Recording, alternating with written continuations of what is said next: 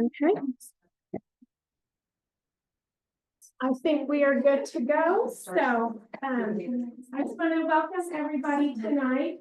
Are you guys all familiar with extension?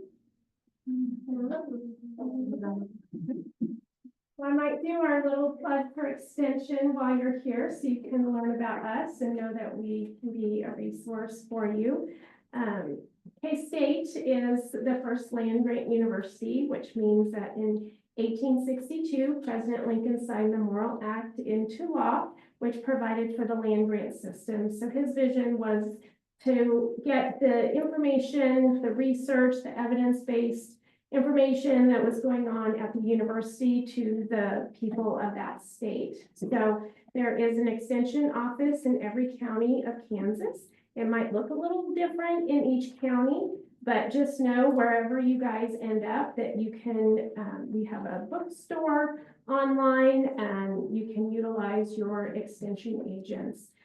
Here in the Cottonwood district, we have 7 agents and a community health worker. So I'm the family community wellness agent. My name is Monique Kerner. I'm mostly housed here in Ellis County, although I do go to Barton County. Cottonwood District is Ellis and Barton County. So we also are hiring for a family community wellness agent in the Barton County office right now.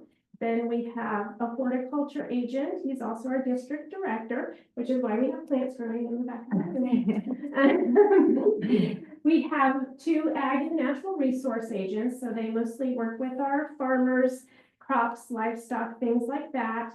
The horticulture agent, just helps people with their lawns, gardens. He does a lot of community work around community gardens and things like that. And then we also run 4-H out of our office. So we have 2 4-H agents, which may be why some of you are familiar with extension. So family community wellness space can encompass a lot of different areas. We do adult development aging, family resource management, family and child development, health, nutrition, and food safety, and am I missing one of them? I'm not sure. But we really go from womb to tomb. So, Finance to tomb. Yes, You did say family resource management. Yeah. So, we do prenatal classes with becoming a mom, early childhood, family things, financial resource management, and then we also do programs like this that deal more with the aging population. You can see the posters around. We do some activity classes, some walking classes. So lots of different things that we do under the family and community wellness umbrella. And then I'll introduce our panelists from a different mindset. We kind of all work together with the organization. So Jill Wexler is care coordinator for Clinkscales Elder Law, and she is on our board and often presents when we do these education sessions. And then Tricia Von Linnell is also on our board, and I'll maybe let them say a little bit about why they're on the board. I don't want to speak for them, so. Oh, sure. Well, I started working at Clinkscales about 9 years ago, and before that, I worked in a nursing home for about 9 years as their social worker and CNA as well, and moved back here and found Clinkscales, and we started this. So I've had a lot of time spent with dementia and the elderly and just aging processes and people with chronic illnesses. So when I found this job at Clinkscales, it was great. And then I got connected with a different mindset, which is our program that is trying to bring resources to Ellis County and surrounding areas for people who are caregivers and who are struggling. So we have respite programs for the person with dementia, and we also have caregiver support groups for the caregiver to go to. We have 2 a month of both. And so we have brochures, but I think hopefully Nikki's coming and she's got some, but it's a really good program. And we're trying to really I got some too. I didn't put them out. Okay. Yeah. So it's a new program, and we're trying to make it get somebody hired to work it. So my grandma had dementia and was in the long-term care facility in Stockton for quite a while. She lived to be 102. So I had a lot of just, love for her and the struggles that she went through, and I saw my family struggle with. So that's where my heart always reached out to people who were going through that. That's my story. Yeah, I'm Trish Von Little, and my mother-in-law, who lived right next to us on the farm, had Alzheimer's and dementia. And since my husband and I were the only ones there on the farm with them, and I was one of the primary caretakers, so when we tried to reach out to the community to find resources, we found it very difficult or hard to find, someone who could advise us on what do we do now that we have this diagnosis. So being part of the group has been just close to my heart as far as providing those resources for people who were in our shoes and needing that support. So it's just really important for people to have a place to reach out to and someone to talk to and get advice, because every situation is different. Every person is different that they deal with. So having someone to kind of have a sounding board is good. Mickey, you want to introduce yourself? Mickey Armstrong. I am president of the Different Mindset. I also run the Zoom support group and want to get together the programs that we run, on our club and on the road again.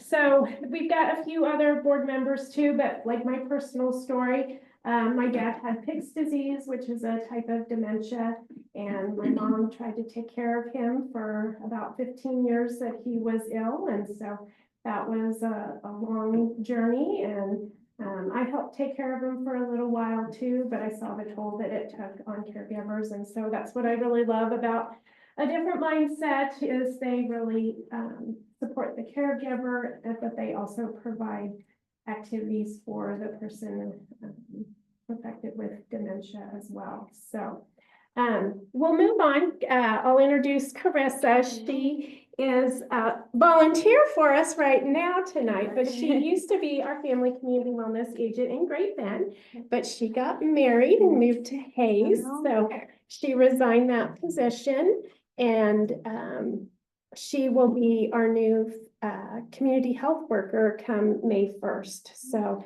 we're adding to our staff here in Ellis County, and we are excited to have her on board and have that new position and be able to do more for our community. So Super excited. yeah, with that, I'll let you have it. Okay. We are recording. Yes. Yes. It says it's recording. But yeah, I was a CNA throughout college and a home health aide, so I worked a lot with dementia and Alzheimer's. My grandma also had Parkinson's, so I experienced that side of things too, which is a little bit different than what I experienced with Alzheimer's and dementia. But so I have a little bit of experience with that as well. And then when I took the position in Great Bend, I worked with the aging population and did a lot of programs about prevention and education. So I've learned a lot in the past few years. Today, we're going to be talking about nourishing the brain and different recommendations to prevent the illness or handle it as it comes. So what we want to understand by the end of the lesson, first we want to understand neurodegenerative diseases, brain anatomy and its main functions. You nursing students over here probably already know all this. And then we want to talk about foods that aid in cognitive function, or also known as the MIND diet. And then finally, we're going to talk some about mealtime strategies that help with Alzheimer's disease and Parkinson's. So first, what is a neurodegenerative disease? So these diseases are defined by a progressive degeneration and abnormal function of the neurons in the brain and or spinal cord. These changes can change the neurons and result in reduced cognitive capacity, movement control, and other brain functions. So when alterations are made to your brain, ultimately, you're gonna have alterations in everything, whether that be bathing, eating, activities of daily life, right? Your brain is your main control center and affects everything that you do. So yeah, affects activities like bathing, showering, dressing, toileting, and eating. Some examples are Alzheimer's disease and Parkinson's disease, and these are diseases that fall under the umbrella of dementia. So dementia is the umbrella term that both of these diseases fall under. Does that make any sense? So first, we're going to get a little biology lesson before we jump into the nutrition aspects of it. So first, the cerebrum. This is the biggest part of your brain, and it controls movement, temperature, speech, thinking, reasoning, emotions, and learning. Those are some really important parts. The brain stem is the connecting part to your brain to the rest of your body. So this connects to the spinal cord at the base of the skull and controls activities like swallowing, breathing, and blood pressure. And then the cerebellum is the small part at the back of the head and is responsible for muscle movements, balance, posture, and coordination. All right, before we move on, does anyone know what primarily makes up the brain? You know what the brain mostly consists of? Come on, you nursing Yes. students. Fat. Yeah. Fat and water. Great. So the composition, it's 60% fat, 40% water, and then the rest is protein, carbs, and salt. And then the connections in your brain. So how does your brain communicate with each other? How do we get anything done? How does it communicate from your brain to the rest of your body? Neurons send and receive messages. We rely on neurons for every bodily function, including seeing, touching, smelling, tasting, and hearing. So all your senses rely on neurons, and they play a crucial role in how you move, breathe, think, and more. So when you have a neurodegenerative disease, so if you break that word down, your neurons, and it's degenerating, right? So when your neurons are in the best shape possible, you're going to run into issues with all of these things. So all of your senses and everything that you do on a daily basis.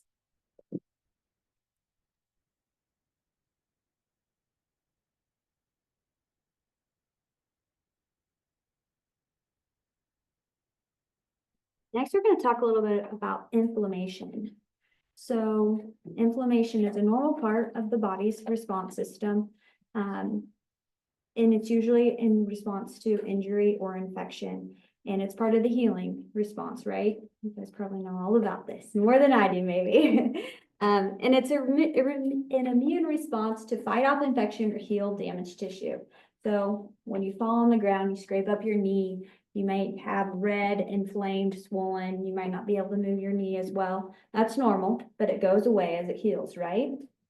But when you have chronic inflammation and that inflammation doesn't go away, you're not going to be able to walk properly, right? You're going to have a change in your gait. You're going to have issues down the road with your walking because that chronic inflammation is not healthy and you don't want it to stay there long term.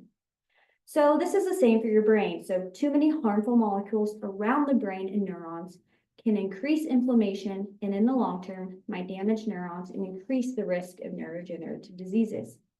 So what the chronic inflammation really affects is your blood-brain barrier. This is the barrier that protects your brain and it defends those harmful molecules. So kind of like antioxidants, right? Antioxidants protect against those harmful molecules that might cause inflammation. So if you are supporting that blood-brain barrier, or if you have a weakened blood-brain barrier, you're going to be at higher risk for neurodegenerative diseases. So one of the things we can do to protect our blood-brain barrier is through nutrition and exercise and all those lifestyle factors that we can do to protect ourselves.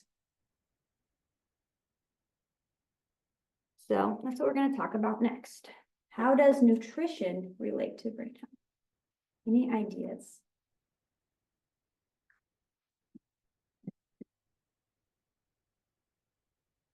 Gotta feed those fat cells. That was really good. I was gonna touch on that a little bit later. That's I really mean, I know important. our body. Yeah. It's going to the wrong places. Hydration? Yeah, it's a really good one. Synapses? Oh, yeah, those synapses between the neurons that connect as well. So those are part of the neuron structures. Yeah. Yeah, keeping those healthy as well. I never knew about like the salt part, good brain, I never thought about that. Yeah. How important it is to stay Yeah, so Hydrated, yes, and but also have that good salt. level. that's part of the, Electrolytes, yeah. yeah, The proper type of salt, yeah. that's the electrolyte balance. So the salt and water mineral balance is really important.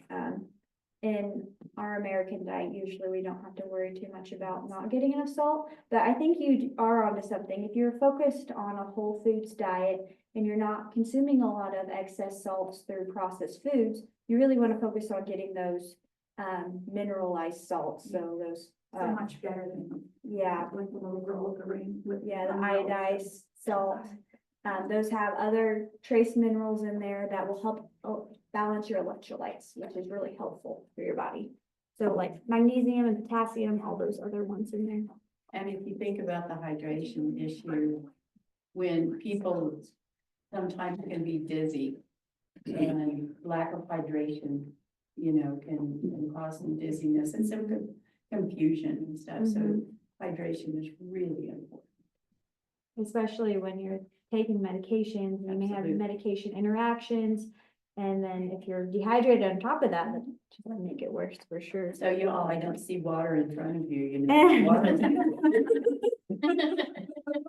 You want to do I'm impressed, man. Yeah. Well, there's a little bit Okay. All right, one other question. What other foods might aid the brain? What comes to mind when you think of this? Vegetables, yeah, vegetables are good for everything, right? Protein, nuts, nuts, fatty acid, omega-3s. and omega-3 is great. Blueberries. Berries, those dark colors, right? Great. Okay, we're gonna jump right into this. So what foods aid the brain? So Mickey had it right, omega-3 fatty acids. This is where we want to feed our brain, right? Those fatty acids, because our brain is how much fat percentage? Yeah, so if you think about it, if you're supplying your brain with healthy fats, you're supporting that healthy fat tissue, right? So this can reduce brain inflammation, which, as most of you guys probably know, omega-3s help to reduce inflammation. So this is really big in also protecting that blood-brain barrier, correct? It supports new brain cells and helps the neurons communicate better with the rest of the body. Sources include fish like salmon, seafood, nuts and seeds. Walnuts are the #1 source as far as nuts go. Walnuts have the most omega-3.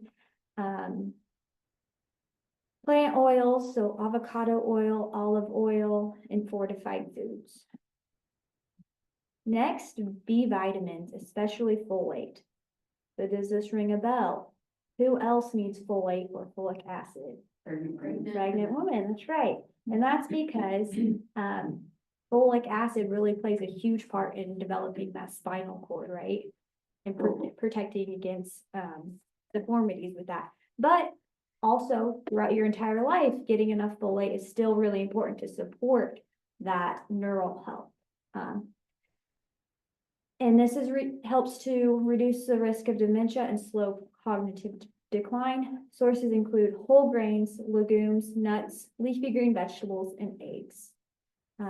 There are a bunch of whole grain items out there that are fortified with this, such as your cereals, your breads, all that. It helps, especially pregnant women, not falling short in that folate area.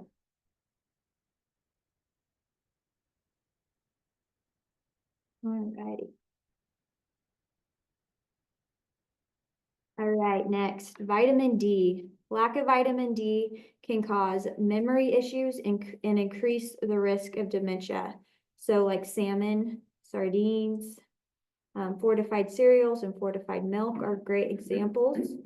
What else comes to mind? Think of vitamin D. Sunshine, yeah. Vitamin D is the sunshine vitamin. And another thing to think about is in today's world, we've changed a lot. We are indoors a lot more than we used to be. And also the rate of dementia has gone up a lot. May not be a direct correlation, but it may have something to do with it. Sunshine also gives off that vitamin D, and it does a lot for our bodies that we don't realize. So getting outside and getting at least 5 to 30 minutes of sunshine on your face every day can make a big difference. It's shown to decrease mental illness and mental health rates, and also improve brain health. And your immune system Yep. and your endocrine system and Decrease inflammation. Mhm. Yeah, Yep. for sure.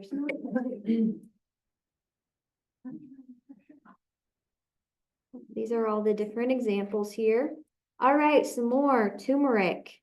Turmeric has curcumin in it, and this may help protect against the brain against inflammation. So curcumin is a very strong antioxidant. So kind of like that blood-brain barrier, antioxidants protect against those free radicals and those damaging molecules that destroy cells.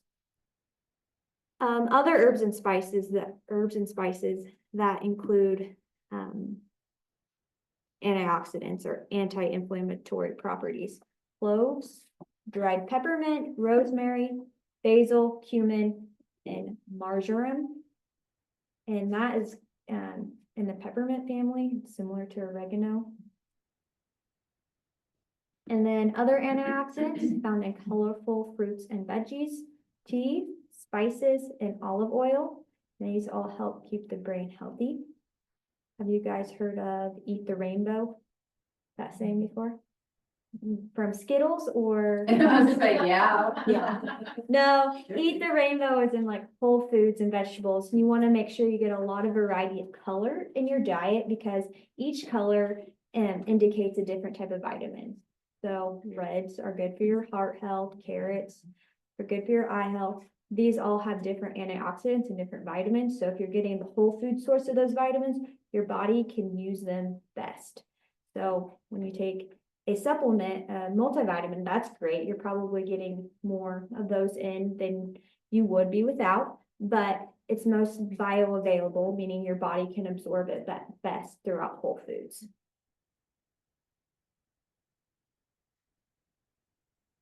These are more of those examples.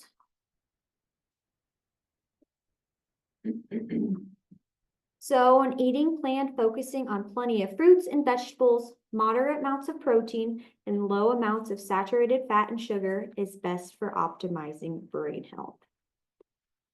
So, let's see.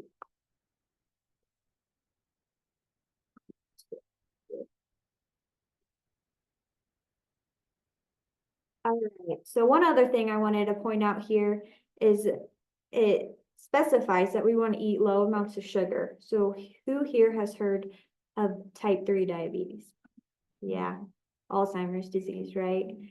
So those, it's shown there's a correlation. Those with diabetes often end up developing Alzheimer's or certain type of dementia because of the lack of blood sugar control, and that in the end, and it ends up damaging the brain and the neuron system. So when you don't have insulin to regulate that, it makes it really hard on your organs, including the brain. Aren't they saying that the brain has a glucose level that it needs to maintain too? Yeah. And that's why they're Yeah. linking this new study to this. Yeah, so when your blood sugar levels are a roller coaster, it's really hard on your entire body, but on your brain as well. And that's another thing with eating sugars, like processed foods and the sugars and the refined carbs. It spikes your blood sugar a lot, and that has kind of the same effect even on your brain cells. Your body isn't made to absorb that amount of sugar in that amount of time. Your body's made to have whole grains, and your body can break it down slowly. You have a low rise in your blood sugar and it steadies out. So that's another big reason why you want to aim for eating whole grains. It's overall better on your body. Any questions there? Does it talk about like how much of all these things you should have? Is there, maybe, like the vegetables and all that? I mean, does it Right. go into that at all? On this, no, there really isn't a limit on your fruits and vegetables, though. They say 5 a day, which can be hard. Yeah.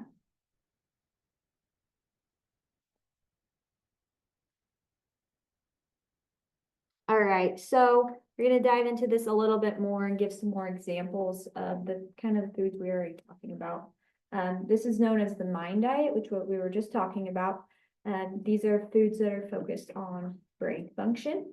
So those leafy green vegetables, they contain folate, vitamin K, vitamin C, and other antioxidants. So we got that dark green color. Those dark colors, we usually have antioxidants, right? That may aid in memory preservation and prevent cognitive decline. Nuts, which are full of those omega-3 fatty acids, and we need those fatty acids because our brain is mostly fat, right? And it also has magnesium and zinc and some of those trace minerals that help that electrolyte balance, right? These nutrients support mood, protect the brain, and regulate blood pressure. And berries are also rich in antioxidants, and they support cognitive functions like memory and learning.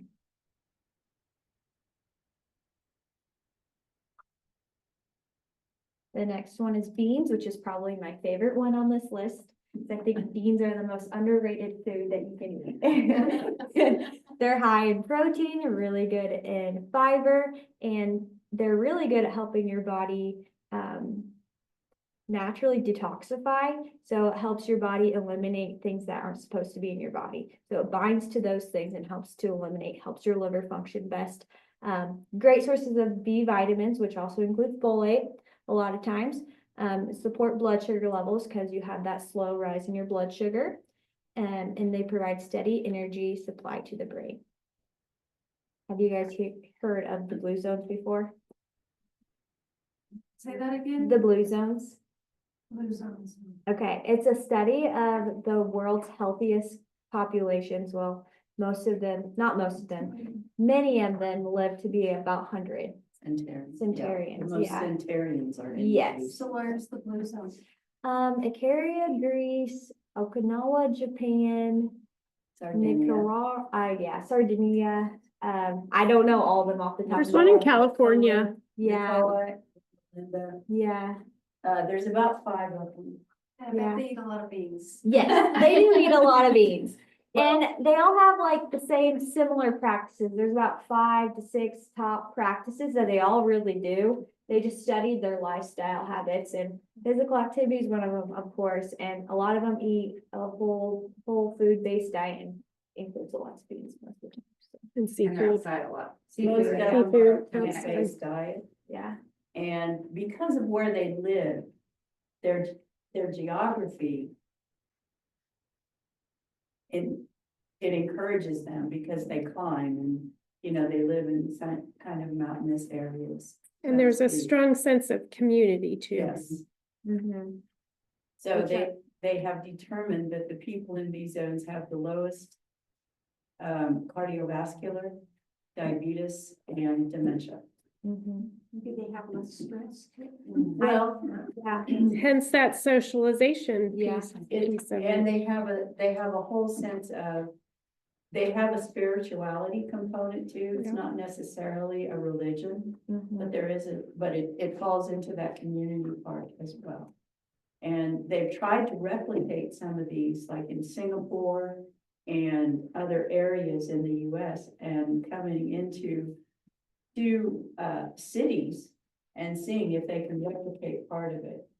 In Singapore, they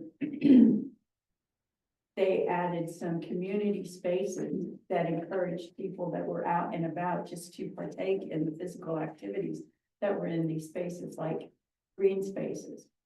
And, in Costa Rica, in Nicoya, Costa Rica, they started doing, the doctors started to going to the homes of people instead of the people coming to the doctors. So there are replications of this, and I actually have the cookbook, the Blue Zone cookbook, from all these different places. And yes, beans are featured a lot, but it's mostly a plant-based diet, very little red meat. Some pescatarian, so fish, but mostly plant-based. Yep. So if you want to learn more about that, I would definitely recommend looking it up, and it would probably help.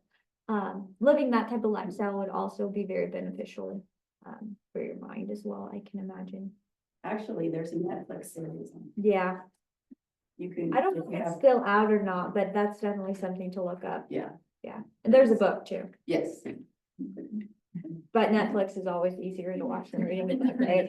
Well, because they go to each of the different places, Yeah, and They they all interview. do have some kind of wine. They either make their own wine, or they do have some kind yeah. of, Drink. We're gonna make our. Yeah. Yeah. Alrighty, that's great discussion. Thank you for chipping in on that, everyone. All right, next on the list is fish, because we have already talked about this. A lot of them are rich in omega-3 fatty acids. This helps to reduce brain inflammation, support that blood-brain barrier, and support brain cell growth.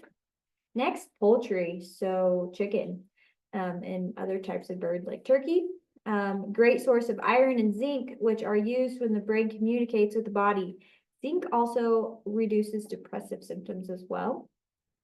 Olive oil, rich in antioxidants and those healthy fats to support that brain by fighting oxidative stress and improving the blood flow to the brain.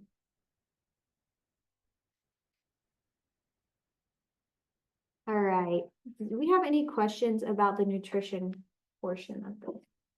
Or any comments? Anything that you're doing right now that you enjoy? Anybody in here a vegetarian? No. Bacon? No, one of my dad's best friends, I mean, they're in their 80s, and they switched around about 5 years ago to this plant-based, only like eat mushrooms and things like that. And he basically has come off all of his medications, and he just lost weight. He's very healthy. They're still working, you know, they are volunteers at a drug and alcohol treatment program, and sold their whole house and moved, you know, just amazing the level of activity that they can do at that age. Mhm. And Wow. I've seen it work. Wow. All right. Finally, we're going to talk about some mealtime strategies to help people with Alzheimer's and Parkinson's disease. So some tips we're going to talk about when considering each of these neurodegenerative diseases. So first, Alzheimer's. Right now, it's about 5.8 million have Alzheimer's, but by 2050, it's projected that there will be 13 million. That doubles, more than doubles. So this is an epidemic that we really need to be addressing and doing all that we can to reverse and protect ourselves and our parents to prevent this from happening. So for nutrition overall, we want to stay healthy. So we want to be eating those foods in the MIND diet. And we want to avoid an unintentional weight loss. So this is for someone who already has Alzheimer's disease. So example of foods, mix of healthy foods like vegetables, fruits, whole grains, lean meats, low-fat dairy are best to support cognitive capacity.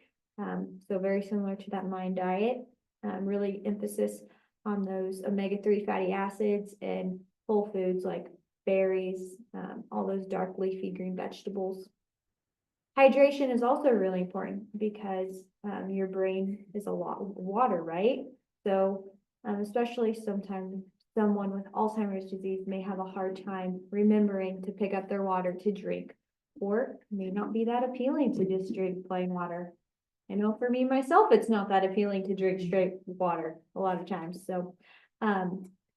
Doing a drink enhancer, like Crystal Light or whatever else it may be, adding some fruit to their water can help. What else? Does anyone have any ideas? What things they've done? What's that? It's called liquid IV. Oh, yes. Yeah. Yeah, I think also goes for the food side, to be creative. You know, people with Alzheimer's may be very stubborn about what they want to eat. Maybe they never were into vegetables. Mhm. That you can do it like a fruit smoothie or something like that and blend it up into sort of a drinkable, tasty, and they won't even know what's in there. Yeah. Yeah, so creative, that's the word, thank you. Being creative, not sticking that has to be this way, you have to eat exactly this, because a lot of times it's not going to go your way with that. Especially if they didn't eat that kind of food their entire life, right? So you gotta kind of work with it. Maybe it's more of they're eating their regular diet because they're actually eating that. And then just adding in a few of those things, like sneaking in that smoothie and sneaking in water throughout the day, or tea, hot tea. Maybe they're always cold, so maybe straight water is not the best option for them. Maybe decaf coffee would be a better option for them. One of the things when I worked at the nursing home, one of the things that the nursing staff always was telling us is like, every time you entered a room or left a room, I'll ask them, can I get you a drink? Because the majority of people, when you send them to the ER or whatever, you'll see on there, dehydration was one of the reasons why they ended up there. So, I just kind of make that a good habit, no matter where you are, how busy you are, that, hey, can I get you a drink real quick? Or here, take a sip right before I leave. And then just, if everybody's doing that every time they enter and exit the room, you know, hopefully we'll combat that whole dehydration thing a little bit more. One of the things though that upsets older people about drinking water is because they don't want to have to go to the bathroom. Yeah. Absolutely. So that's an issue that you're gonna have to deal with. I know in our program, where we have the people for 4 hours, one of the first things we do is give them a water bottle when they come in and, when they participate in our program, and make sure that they have something to drink throughout our program. But we also ask them periodically, you know, do you need to go to the bathroom and things like that too. So, but I know with older people, that is an issue. They feel if they don't drink as much, then they won't relieve themselves or have an accident or something like that. So that is something that we just have to be aware of. A great point. And sneaking those liquids in other ways too. I mean, you can get a lot of liquid in through the foods you eat. So if you incorporate more soups or, you know, fruits and vegetables also have quite a bit of water too. Watermelon, yeah, Good. that kind of stuff. Smoothies, like Trish said. Hello, watermelon. Meaning as I'm developing into my, well, I turned 71 last year. Congratulations. And I have noticed this year, like, it seems like I don't want to go anywhere unless I know where the bathrooms are. That's very, very important. No, I don't want to take a road trip right now.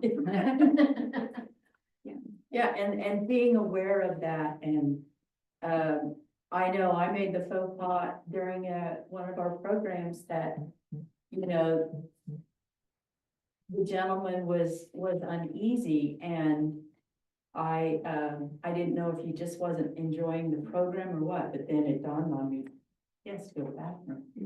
You know, so again, it's being aware of the behavior and what you're seeing, and just having knowledge about what they might be going through. I would consider that our family ate very healthy when we were young.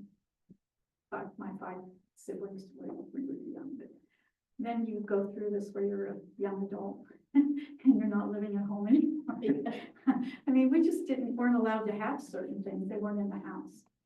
Well, and they may not have been as ready available as. Well, it was, you know, it was getting there. Yeah. That's when the kitchen people started, you know what I mean? All of a sudden, you could make Jell-O, and all of a sudden you could have instant biscuits, you know, real quick, more than the whole thing of starting everything from scratch. That changed eating. Yeah. Yeah.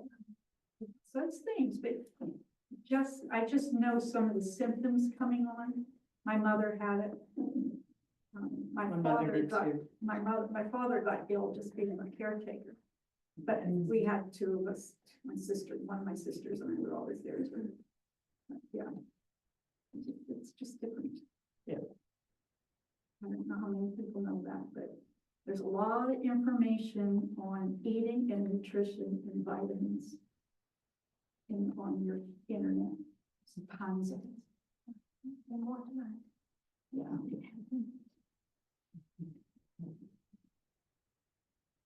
All right, so we're gonna dive into this a little bit more. We talked about hydration a lot, so we probably already got this, but dehydration can make the brain shrink and affect memory and affect your cognitive function overall.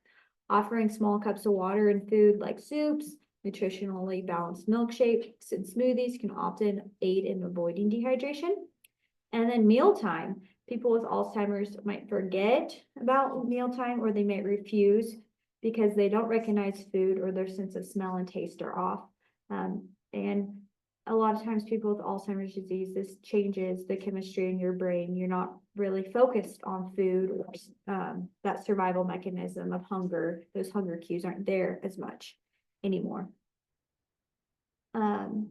So sense of smell and taste has changed, or sometimes it may be as simple as their dentures don't fit right and, you know, it's just not easy to eat anymore. So making sure you sit down with a person when it's mealtime for a person with Alzheimer's disease.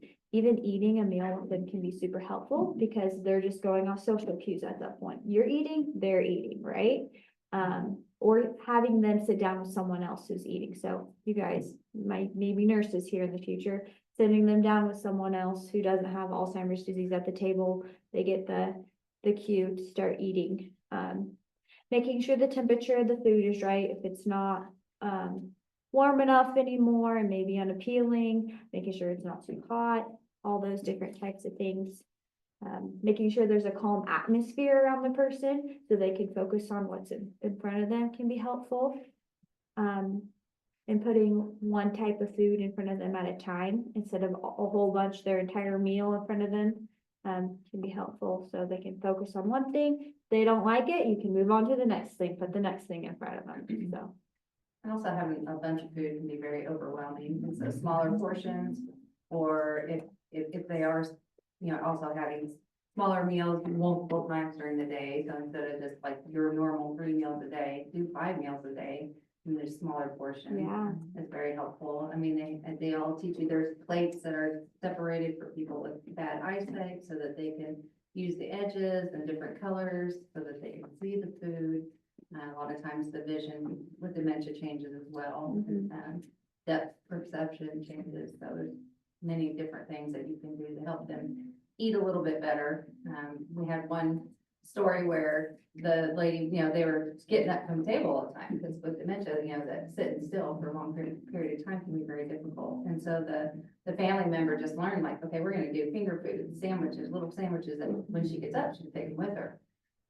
Or chicken nuggets, or, you know, a celery stick or something like that. So you just gotta be really creative in your planning and meet them where they're at to get them the nutrition that they need. But I thought that was, they said we'd find chicken nuggets in the couch, but it was fine, you know, if you ate some of them, you just go eat them all. That's a great point. And our senses change as we get older, whether or not we have dementia, so that's something to think about too when you're dealing with older people. So have you guys ever heard of Gray for a Day? Do you guys do that out of?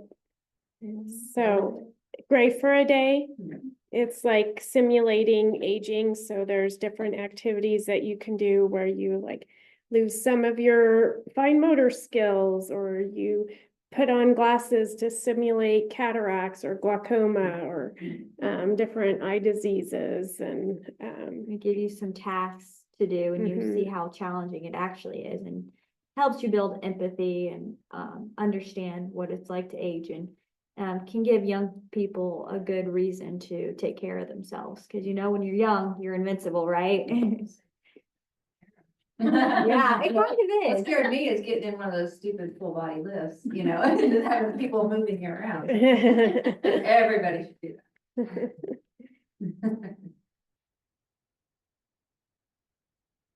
All right, so we did talk about these, some mealtime tips. Another thing, give the person with Alzheimer's plenty of time to eat. Don't rush them. They may be distracted already, or they may not be hungry right away. Another thing Monique mentioned, senses are off. So if you're cooking for someone with Alzheimer's, make sure to add plenty of herbs and spices, make that food very flavorful because their sense of taste is probably a lot less than yours. Want to probably watch how much salt we're putting in there because, you know, salt's not always the best, but that may be another good idea. And oftentimes that sweet taste bud is kind of the last to be lost. And so sometimes they really prefer those sweet foods. So that's tough. Yeah. My grandma put red pepper, like we took her to the Pizza Hut when she was 100 years old, and like she put the whole thing of red pepper in there and ate it without any problem. I'm like, you are. Her eyes are just watering. Did she have an upset stomach? No, every time. And I noticed I do it too now that I'm getting older. I love red pepper. That's funny. All right, next we're gonna move on to Parkinson's disease. So Parkinson's is a little bit different. Symptoms get worse over time and it can affect walking, talking, swallowing, and mood. So over time, all of these symptoms get worse until you really can't do anything on your own anymore. About 1 million people in the US have it. A balanced eating plan can ease symptoms, slow the disease progression, and improve quality of life. The main thing we're really looking for right here is if a person already has Parkinson's is to improving that quality of life. So improving those other health markers, making them as comfortable as possible. So omega-3 nuts like walnuts, pistachios, and macadamia help keep the brain healthy. Some other ones are avocado, olive oil, salmon. Antioxidants, turmeric, cinnamon, blueberries, raspberries, dark leafy greens. So anything with that dark, rich color that's a fruit or vegetable, is likely to have a good source of antioxidants in it. You don't have chocolate. Chocolate is a really good one. Dark chocolate. Yeah, like cacao, I'm gonna say it wrong. Cacao powder, that's like the #1 source of antioxidants. So if you mix that into foods, there's no sugar in that. It's not sweet. It is bitter, but No, put that honey on it, right? Put a little cinnamon and some espresso powder with the dark chocolate. Yeah. Oh, just ice Yeah. When I make my chocolate ice cream, I put a little bit of cinnamon and a little bit of espresso powder. That's the It bitterness. enhances Yeah. the, We'll put it in a smoothie. Yes, yeah, With the- yeah. yeah, So, you can add some honey.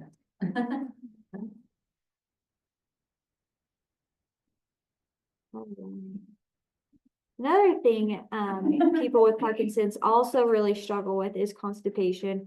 So fiber-rich foods with plenty of fluids can assist managing these symptoms. So making sure you get enough fiber. But if you're helping that person eat enough berries and whole grains, and getting enough water, you should be helping them get enough fiber. They may need a little bit extra. But that's something to have in mind. It may be an issue. Fatigue and sleep, reducing sugary snacks and having more protein and healthy fats can ease these issues. So those sugary snacks throughout the day can cause some blood sugar spikes and drops, which can cause fatigue throughout the day and cause sleeping issues at night. So balancing that with healthy fats and proteins to keep that blood sugar steady can help those issues. Mealtime trimmers. So this is a really hard one, especially for people in the beginning stages of Parkinson's. It can be kind of embarrassing actually to go out to a meal or whatever and have a hard time feeding yourself. It kind of, it's embarrassing overall. But adaptive equipment that can help, like a plate guard or specific silverware. They have handles that you can put on the end of silverware that you can grab better.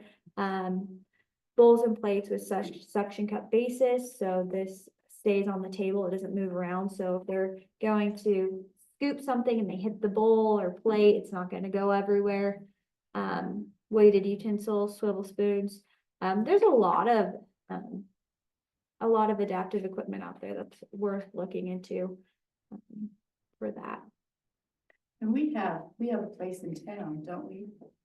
Is it Wecan? Don't they have adaptive stuff for people? I know I ran into. Probably. Or can care. Oh, We have some place, yeah, we have some resources in the state of Kansas because I saw them at a, So extension, through the Adult Development and Aging Mhm. PFT, they have like a kit of adaptive equipment. And I don't know, did we ever get one of those in our It's in district? the Great Bend It's office. in the I Great- thought about that. We gotta Yeah, shift that over, but- yeah. Is that a kit like for people to take or? No, Well, it's just to Take demonstrate. Yeah, and we have a Amazon list, so it's all from Amazon. You can see if you like it. There's other stuff just for the aging population, like a jar opener and that kind of stuff. yeah.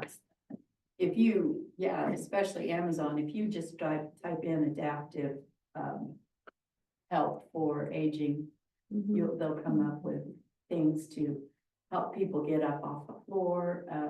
I know my sister lived with me for a while. She had a stroke when she was 49 and she had a particular knife that was like one of those rocking knives. So she could hold on to it and cut her meat because it wasn't like a knife that she had to use this way, but it rocked back and forth. Mhm. Like an ulu knife? Yeah, Like, yeah. pizza? Yeah. yeah. Mhm. That was very helpful for her. Because she wanted to be independent, she wanted to be able to cut her own stuff. So we found one of those for her. Awesome. I noticed that it's harder and harder to, like, even taking the bag and trying to pull that. Uh-huh. We have scissors right there in the kitchen. I cut everything, cut it open. Mhm. Jars, handed to my husband. Yeah. But jars too. I said, see, they want every old people to go to nursing homes because we can't get anything open. Yeah. Well, there's a solution for that. There are Yes. electric jar openers and there are also adaptive pieces of equipment that you can just squeeze on the end and it gets a better grip I for was you. looking at some of that. If you have that grip. And grip Yeah. strength is very important Yeah. as we age. It's one of those things that leads to falls if we don't have good grip strength. So you can actually teach people to just take like a tea towel and wring it. They can sit on the couch and work on their grip strength. They can squeeze the towel. They can make it fatter or thinner, and then they can like hold and squeeze or do like quick releases as well. So, Eating one. yes, but arthritis, motion is lotion. So we've got to keep moving our fingers and continue to work on that grip strength as we age. And Be strong. right, and even people with Alzheimer's, they're fidgeting a lot anyway, so find something that they can squeeze and, do Those stress something with it. balls. Yeah, stress balls. We have them in our program. I just put them on the table. And, because I will see them, fiddling with their hands, and so I just, hey, try this for a while, and so they just sit there and they squeeze them. And so you're doing two things at once. You're giving them something to concentrate on, but also you're helping with that grip strength. That's great. The other thing is, what irritates me the most is the over-the-counter stuff you buy that is childproof, those caps. And sometimes They're adult-proof. they are. I actually, when I get a prescription, I said, I want an easy open bottle. I said, I don't want to make messing with that, pushing down and turning and all that crap. So I ask for easy open bottles and I get them all the time for my prescription. So. I didn't know you could do that. That's good. Yeah. Self-packing, sign all of it, there are no children. Yes. Yeah. Yeah, they didn't ask me that. They didn't ask me that. They said, I It's better to learn all this stuff while you're still young. yeah. Because it does creep up on you. All right. The last thing we're gonna talk about on this slide, swallowing difficulties increase with the progression of the disease. So this can become harder. Turning toward foods like smoothies and shakes, something that's a little bit easier to stay down. Also, just taking time with that person, letting them take time to eat, thoroughly chew their food, all those things. Getting enough protein is really important in Parkinson's disease to help those neurons and the brain health, all that. Medication interactions can play a part too, and a lot of things. So again, staying hydrated is really important, and just being aware of those things, talking to your healthcare provider about it.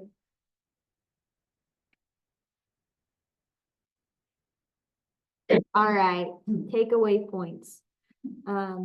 Plenty of vegetables, fruits, whole grains, and healthy fats keep the brain optimal in performance. What was the diet called that we talked about? The MIND diet. So, yep, what types of foods do we want? Omega-3 fats, vitamin B and folate, yeah. Vitamin D, sunshine vitamin, great. Proteins. Some lean proteins, important, yep. What about those antioxidants? We want to support that blood-brain barrier and to prevent those free radicals and harmful molecules that from attacking your brain. Lots and lots of dark chocolate. Lots and lots of dark chocolate. That's where that wine comes into. My daughter's a chocolatier, so. Next, we talked about adjusting an eating plan and staying hydrated can help manage or slow down the progression of neurodegenerative diseases. So being hydrated is also very important. And a nutritionally balanced diet can help improve overall quality of life by promoting brain health and cognitive function. So nutrition is just one aspect of managing these diseases, but it can make a big impact in prevention and management. All right. I wanna mention something about Parkinson's that I listened to a program years ago, and that was, I don't know if you guys have heard this, but they said one of the lady whose husband developed Parkinson's, she had noticed, right, you know, his body odor got worse. And they said that that's something that is an indication of, an underlying Parkinson's. I don't know if you'd heard that, but Must It be was- something pheromones or something. I don't know, but Oh, they were doing some research on it. that's interesting. Yeah. All right, any other questions, comments? We do have a post survey for you just about what you learned. It helps us do our job best. So if you want to scan this QR code, or you can take it on paper if you prefer. If you want to scan the QR code, you're welcome to. Paper version? Even if you just fill out the date and location, that just helps us count you, so.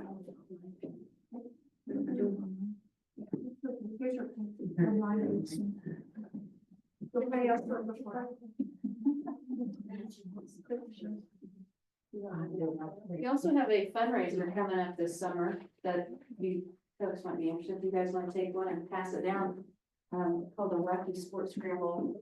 We're gonna do a frisbee golf course, 2-person team, and use different types of sporting equipment to get to the pin.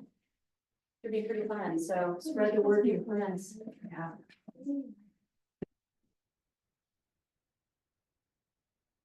And I texted Amy, who's presenting tomorrow, and she said whoever is in charge of the nursing class. Yeah. That she would be willing to come and do a class for what she's teaching tomorrow, if it's hard to watch the video, you know, and things like that. So she would be willing to. Do you have our contact information? Yeah, I'll give you my card or something. We have some brochures back there too about our programs. So I'm gonna put those back there too.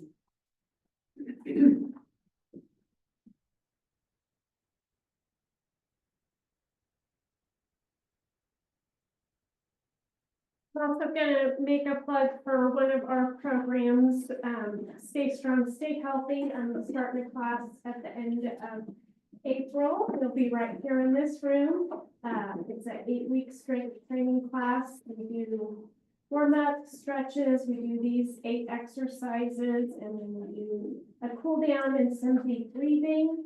It'll go for 8 weeks, twice a week, Mondays and Wednesdays, and we're doing it at 4 p.m. Hoping to maybe try to reach some people maybe that are still working, but we work on strength, flexibility, balance, and as we age, that's really important. Ladies, build your muscles now because it gets harder to over that. So, strength over skinny any day. Yeah. Muscles help to get skinny. Yes, they do. They take up less room than fat does. So, but as we age, that strength really helps us age well and helps us to, continue to be active as we get older and have better quality of life. So, yes, the aerobic part is important, but as we age, that strength training is really important for our muscles, our bone density.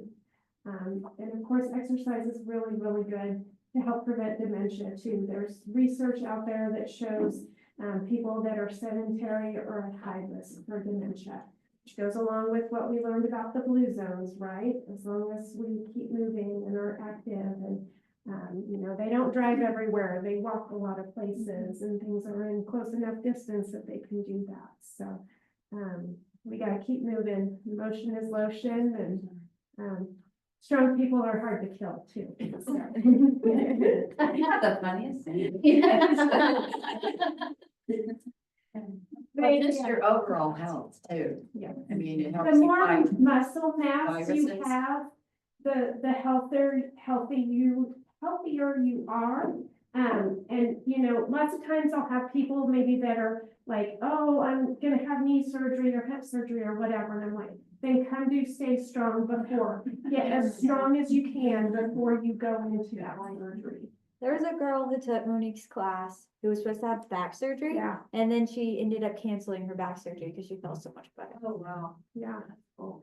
So these are evidence-based exercises. They've been well-researched. Level 1 is mostly chair-based, as you can see. I also teach a level 2 class. So after people have taken 2 of the level 1 classes, if they feel comfortable, we move on to level 2. Level 2, we actually get down on the floor, which is a really good skill to keep working on as you get older, because what happens if we fall? We got to get back up. That's the So- hard part. Yes, we need to know how to get down safely, Yes. and we need to know how to get back up Getting safely. up's the hard. Yes. So, we do get down on the floor for some of those exercises. We also work more core muscles as well. So, I've had people that never thought in a million years they could get back on the floor again, and they're doing it because of Stay Strong, Stay Healthy. So, really good outcomes from those. So.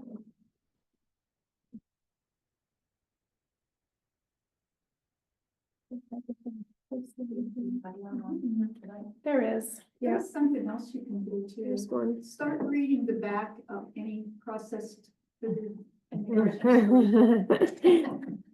That'll make you not violent.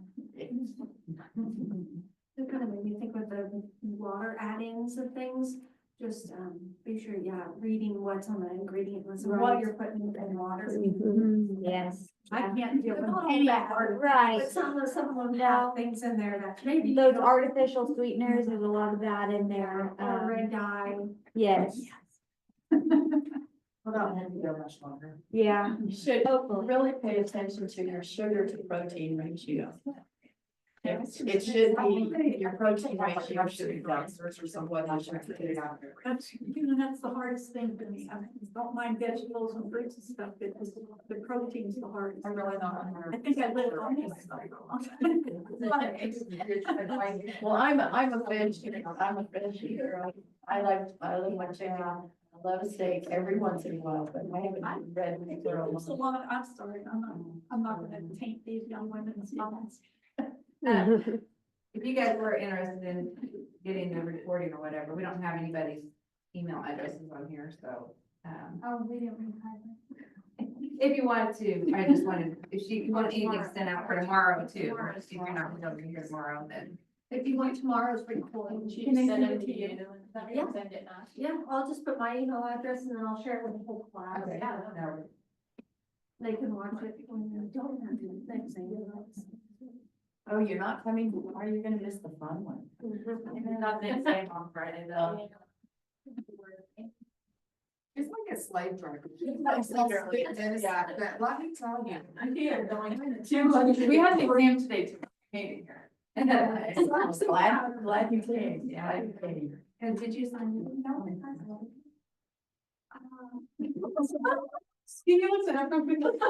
Yeah. You can have access. Great. Great.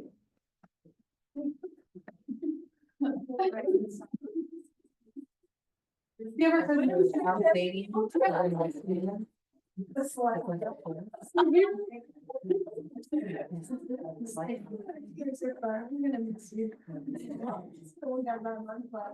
Does anybody here have someone, I kind of missed the introductions, do you, in your immediate family or know someone who has dementia? Okay. Yeah. We didn't let them introduce themselves. Oh, okay. We jumped right in.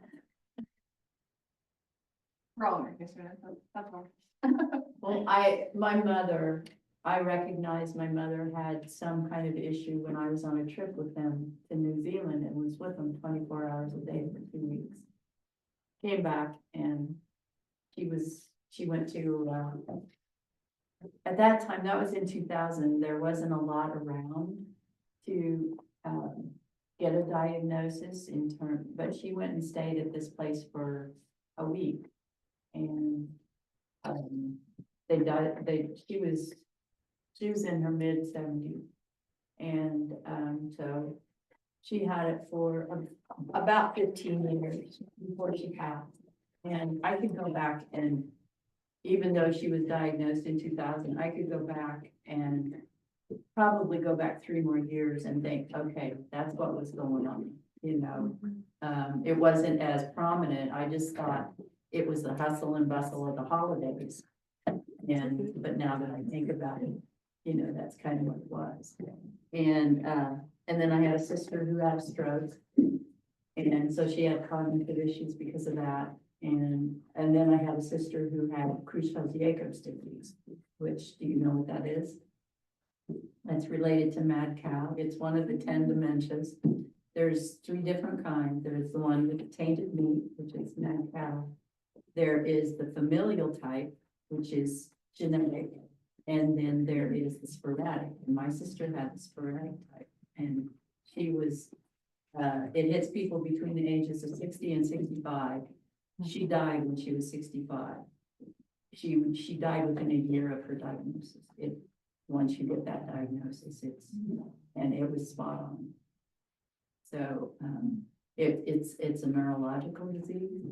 And it was really sad to see her, and she got it during COVID, so I couldn't go see her until Colorado got off the lockdown. And then I was able to visit her and stay for a while. I was going to go back the next month, and she passed the next month. So. Is it sporadic? Is it that can't pinpoint the cause? Right. Okay. Right. So yeah, you know, I'm worried about it as far as my family is concerned, because even though, you know, you'll learn tomorrow that it's not, they haven't said it's genetic, but there may be people in the family that have markers. And then of course, all the different types of dementia that there are. So.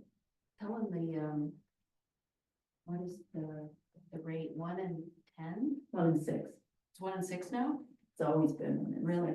Yeah, it's the 6th, as far as the CDC, it's the 6th cause of death in the US is dementia, particularly Alzheimer's, because it affects different parts, you know. And what's interesting is that like on my mother's death certificate, they didn't say Alzheimer's, they said cardiovascular, because she didn't have an autopsy. But we know that it was a comorbidity factor. So, you know, it just, because it's part of the brain, you know, it takes over different functioning, you know, especially people who have frontotemporal and such. So it's, and currently there's no cure. So in our programs, we try and keep the people as socially active as we can. You know, we had a person in who was in for 3 months, but he now advanced to the point that he can't attend, so he's in a nursing home. But, you know, so we try and keep the people as socially active as we can, because we know that that can improve their outlook and their functioning. So Give the caregiver a break, and give the caregiver a break. because when did we learn that sometimes the caregiver can die before the person with, you know, Alzheimer's or dementia, because it's a lot of work. Yeah, and if they don't, and that's why we have the support groups for the caregivers, so they have the ability to vent or do whatever they need to do in those support groups, you know, with other people who are going through the same thing. So we run those twice a month. In fact, our Zoom one is tomorrow. And, so, and then we have these to educate the public. So it's important that people understand that somebody in your family is probably going to be affected at some point. And the earlier you're diagnosed with diabetes, the greater your risk of developing dementia or Alzheimer's. And we know that they are seeing more people with early onset. You know, you may have, some of you may have known Dr. Hatton, Carla Hatt recently, and she was part of the 4Ks faculty. And she had early onset. So.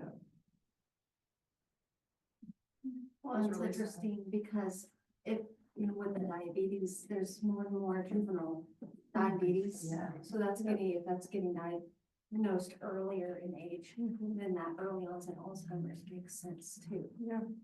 What do you guys think is contributing to more of these chronic diseases?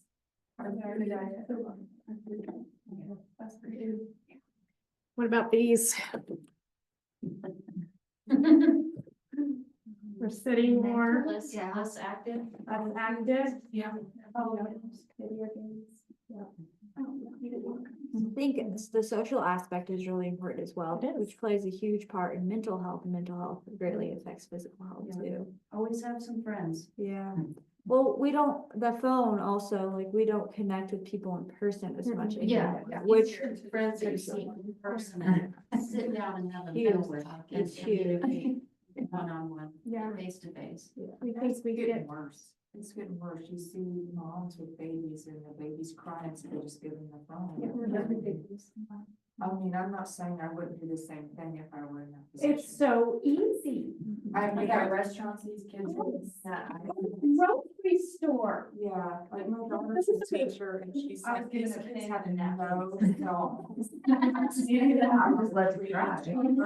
Or anybody else, because their noses are obscured. And you know, even like whenever you've got a baby that has a paper book and they do this to turn the page instead of actually turning the page. Or like Huntington picture. Yeah, or yeah, like. Well, have you ever looked at a book and gone like this? Oh, yeah, I can't do it. Yes, I know. Because I can't see it.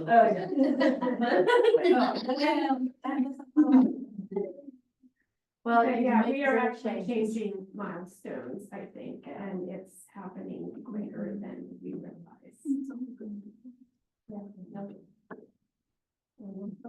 Different ages.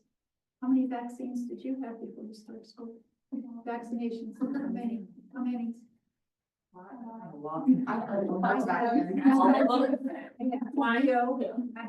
Polio, and we stood outside church on Sundays and stood in line to get the sugar cubes for so many. We got it at the pool. And I had smallpox vaccination. Yep. That's the only two we had. Then it went up. They say now it can be up to 52 vaccinations for your child before they start getting one.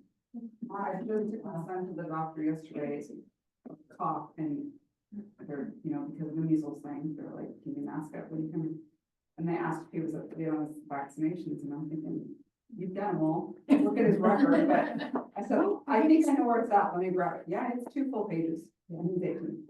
That's crazy. It's crazy. So with the measles, you can get a titer checked. And so you don't have to keep immunizing. If you convert on that titer, you convert for life. You are immune. So you don't have to keep getting vaccines for the measles. Well, I thought you only had to do it twice. You should only have, sometimes people convert after the first dose. So we're talking this modern life we have now. See, we got all those diseases because my oldest brother went to school first. And then when he came home with whatever was going around, And the the chicken next pox. 3 girls, we all got whatever. Yeah. Same. I come from a family of 13, so yeah. Did you have the measles? I don't remember the measles. I remember the mumps, having the mumps. I'm sure we probably had the measles or chickenpox. I know my kids got chickenpox. Did any of you have chicken Because pox? it wasn't a vaccine. Oh, they that were vaccinated. No vaccine. I was 6 months old when I got chicken. You got the chicken pox? I don't know. Really? That's See, my kids all have I don't remember it. Yeah. My sister had one chicken pox. Yeah. And I don't know, I'm sorry, I'm the type of person that doesn't trust all these vaccines being pumped into kids. I wouldn't do it. I didn't have to because my kids are in their 40s. My kids had the 3 Measles, mumps, and rubella, and There's 5 then they that's got the. required for school entry unless you have a religious exemption. But I think there's, that's for kindergarten. Mhm. And then there's more required, in like junior high. Well, I know they got, and the tetanus, in fact, I got revaccinated for tetanus. Tdap Yeah, or TD. and whooping cough because my niece had a new baby and I had to come again to get the vaccination update before I could go see the baby. So the deep size. Yeah. Yeah. But it is scary. It is scary when you're hearing about all these outbreaks of measles. Well, they haven't dealt with them in so long, so Yeah. I'm sure it's like, what was supposed to do? Yeah. Just Well, wonder if the smallpox comes back. Next generation that got one. So the old people will be yeah, I having to got do it. one more. I got one more. And Yeah. All right, any other questions? Well, the health is an issue. You know, with people with dementia, you're gonna see, you know, when they get sick, you know, or UTIs is a big thing. So, That hydration starts, right? Mhm. what's a lot more. Yes. that's why I think they should all have bidets in the nursing home. Seriously. Seriously. Yeah. Honestly, She has one. That's not surprising. What do you guys foresee students? I have one. Yes. Do you have like an actual, like, separate from your toilet, or is it attached to your toilet? It's attached to the toilet. My mom. My parents have one. I said that. I think it's so weird. Really? Oh, yes. That's down on toilet. Yeah, you know. Sure. And clogging your pipelines and stuff like that, so. I don't know, I'm happy. I mean, it's better for the environment too. Yeah, it really is. So, So why in Europe they charge you to use the toilet? For saving the environment. Yeah, In public areas? Yeah, yeah. Okay. yeah, You're paying use the restroom. yeah. The auto stops and all that stuff. Yeah, you do. I grew up in Not for what? Pittsburgh, Pennsylvania. We have a lot of speak parks there. Well, back in the day, you go and you had to put money into the little slot to get the door open. Yeah. I can't remember what it was. I was probably a quarter eventually. Yeah, that's what you had to do. I said it was been slim on my bathroom. There you go. I paid for the sweater.